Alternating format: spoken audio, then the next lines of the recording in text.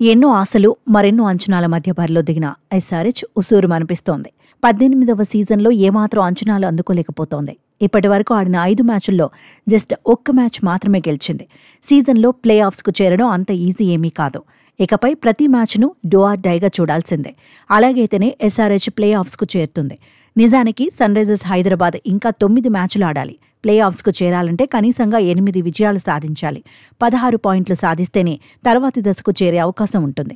ఇప్పుడున్న పరిస్థితుల్లో Sunrisers play offs దశకు చేరడం కష్టమనే చర్చ జరుగుతోంది.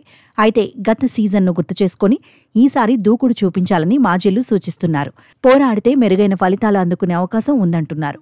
బలహీనతలపై ముందుగా దృష్టి పెట్టాలంటున్నారు. జట్టు కాంబినేషన్లో మార్పులు చేయాలంటున్నారు. స్టార్డమ్ కంటే ఫామ్కే ప్రయారిటీ ఇవ్వాలంటున్నారు. బ్యాటింగ్ పైనే ఫోకస్ చేయకుండా బౌలింగ్లోనూ మెరుగైన ప్రదర్శనపై దృష్టి పెట్టాలంటున్నారు. పిచ్ పరిస్థితులకు తగినట్టుగా బ్యాటర్స్ ఆడాలంటున్నారు. వచ్చిన వాళ్లు వచ్చినట్టుగా దంచేస్తామంటే ప్రతిసారి కుదరకపోవచ్చంటున్నారు.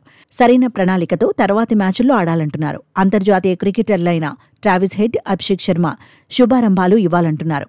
పవర్ ప్లేలో పవర్ చూపించాల్సిన అవసరం ఉందంటున్నారు. జట్టు పెట్టుకున్న నమ్మకాన్ని నిలబెట్టుకోవాలంటున్నారు. క్రీజ్లో ఎక్కువసేపు ఉండేందుకు ప్రయత్నించాలంటున్నారు.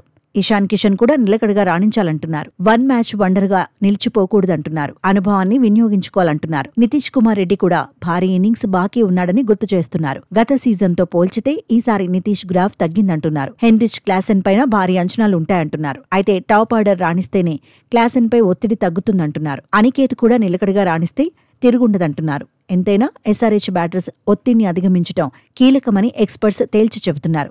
బౌలింగ్ విభాగంలో చాలా మెరుగవ్వాలంటున్నారు. మిడిల్ ఓవర్లలో పరుగులు కట్టడి చేయడమే కాదు, వికెట్లు తీయాల్సిన అవసరం ఉందంటున్నారు.